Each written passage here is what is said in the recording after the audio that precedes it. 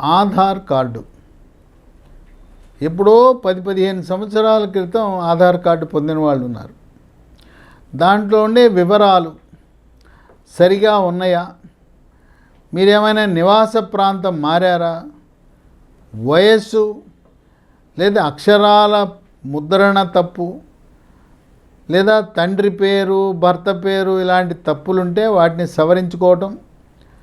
ఒకసారి ఆధార్ కార్డ్ని 10 సంవత్సరాలకు ఒకసారి దాన్ని అప్డేట్ అంటారు.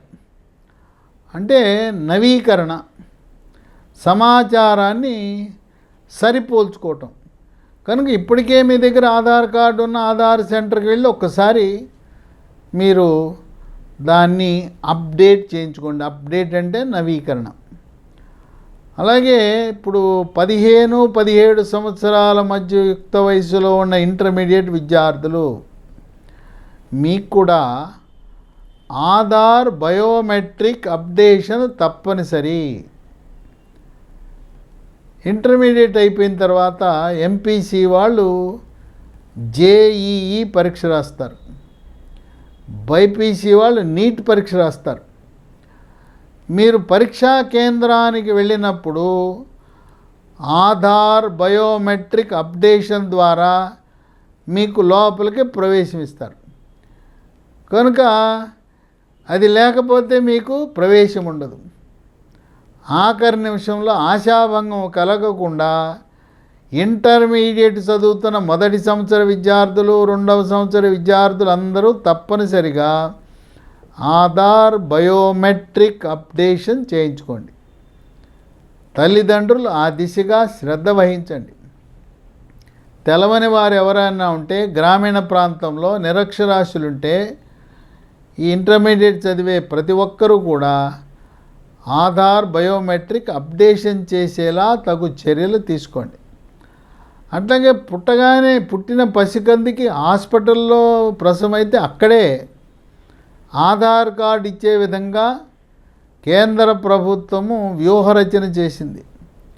వైద్య ఆరోగ్య శాఖ ఆధ్వర్యంలో హాస్పిటల్లోనే పుట్టగానే ఆధార్ కార్డు ఇవ్వచ్చు.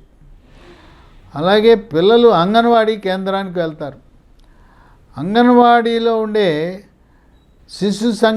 మాతా శిశు సంక్షేమ శాఖకు సంబంధించిన సిబ్బంది, అంగన్వాడీ ఆయా, అంగన్వాడీ టీచరు, వాళ్ళు అంగన్వాడీకి హాజరయ్యే పిల్లలకు ఆధార్ తప్పనిసరిగా నమోదయ్యేలా చర్యలు తీసుకోవాలి.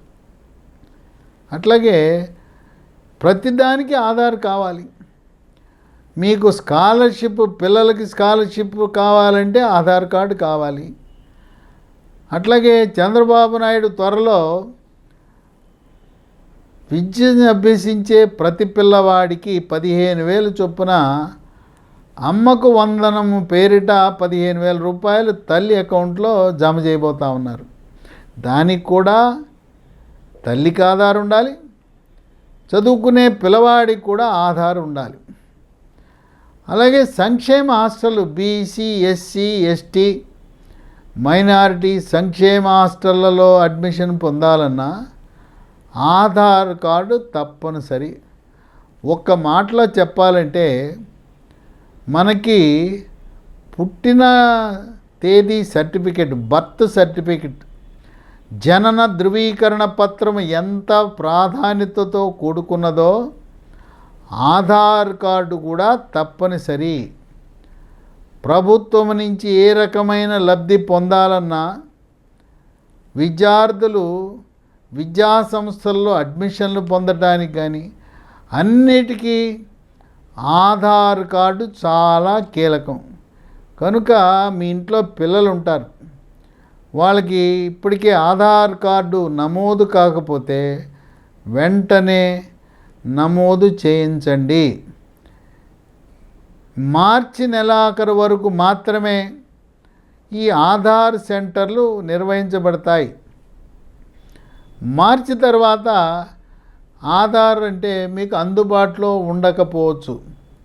కనుక బాధ్యతాయుతంగా తల్లిదండ్రులు ప్రతి ఒక్క ఇంట్లో ఉన్న ప్రతి ఒక్క కుటుంబ సభ్యులు పిల్లలకు, ముఖ్యంగా ఇంటర్మీడియట్ విద్యార్థులు ఆధార్ బయోమెట్రిక్ అప్డేషన్ అనేది తప్పనిసరిగా చేయించుకోండి.